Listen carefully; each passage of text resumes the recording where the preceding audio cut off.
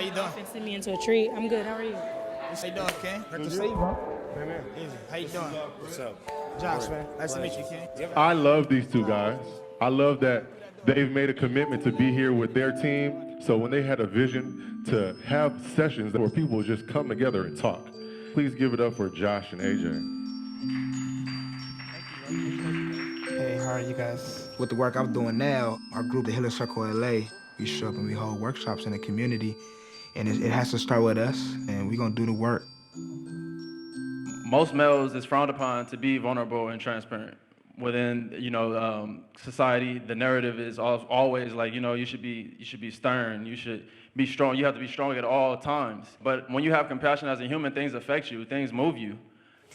Powerful, you say that. It makes people uncomfortable to talk about, I feel like this, or last week you made me upset, so I did this. Y'all get what I'm saying?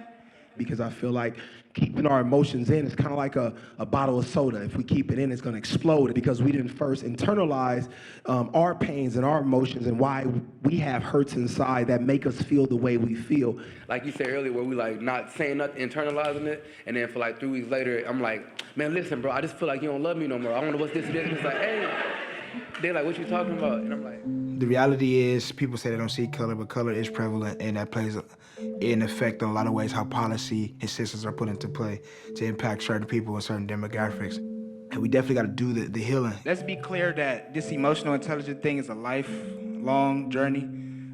You necessarily may not have everything figured out. I think we got to heal the hearts and minds of folks first, too, before we really want to talk about, like, policy and changing material conditions for the community. It's a lot of trauma and intergenerational trauma that we need to unpack and decompress as people, where we can be more compassionate and show up for each other.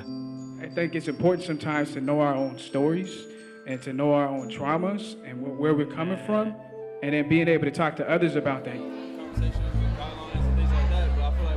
Joshua Ham, he was a BSS youth leader back when he was in high school. Now he runs these healing circles all across Los Angeles.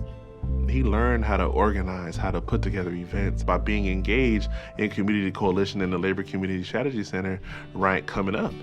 So now he's developing into this leader because he's had all these years of practice. Like, what do you value? What do you think BSS values are? So as we're talking about the effects of community organizing, the effects of youth organizing, people go out and then become leaders. People go out and then help to transform their communities, right? So for us, right, yes, we do want to win, but ultimately, if these young people's lives are transformed, we did our jobs.